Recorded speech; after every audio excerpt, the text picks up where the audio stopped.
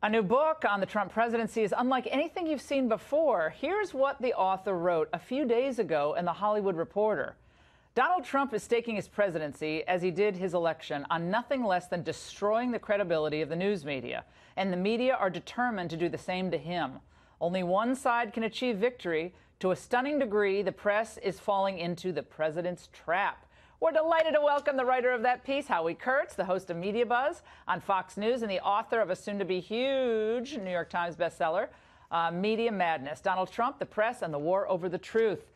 Howie, there's so many nuggets in here we've got to get to, and I loved your piece in The Hollywood Reporter. I found this element from Jonathan Martin from the New York Times that you captured in your book to be stunning.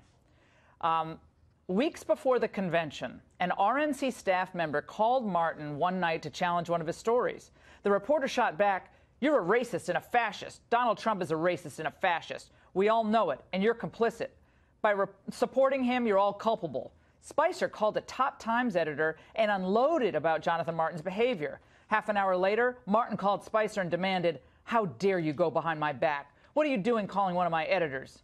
"Excuse me," Spicer replied. "You call one of my people and say this, and I don't have the right to complain?" Jonathan Martin is one of the top writers at the New York Times. Yeah, he's a good reporter, but I have 4 sources with first-hand knowledge, including the RNC staffer that had this conversation, or actually 2 conversations, that confirmed this for me. And obviously, now Jonathan Martin is disputing it since the book came out. He says he can't imagine saying such a thing. But Sean Spicer went on a radio show today and confirmed on the record that my account is accurate.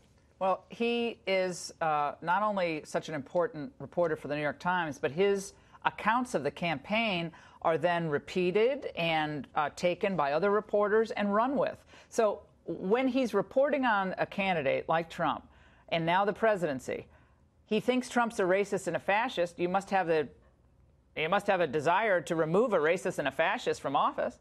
You know, I have a lot of exclusive reporting in this book about what other journalists say about the president on Twitter when they think that only their friends are kind of following it. Right. And I think that one of the problems here, look, there's been a lot of legitimate stories about the president. Sometimes the president creates his own distractions, but I think that too many people, journalists, now think it's their job to save the country from Donald Trump. And that's not journalism, that's advocacy. It's crusading.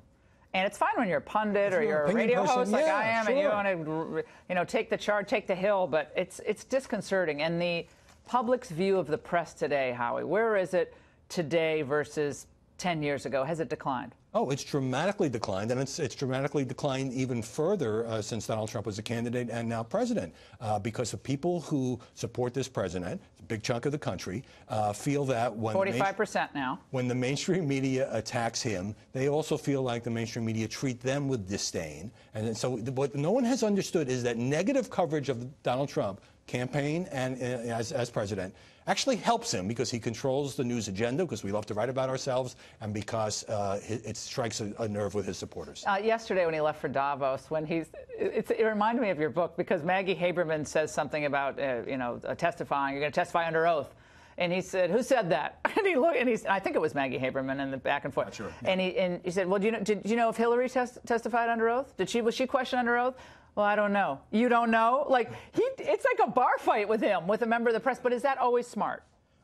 It's often smart that he's his own spokesman, even though he talks in street language. It's not always smart to attack journalists individually, because I think it creates distractions, but I think there's damage on both sides. You got to buy this book to read about Steve Bannon, what he warned about regarding impeachment. Phenomenal. Howard Kurtz.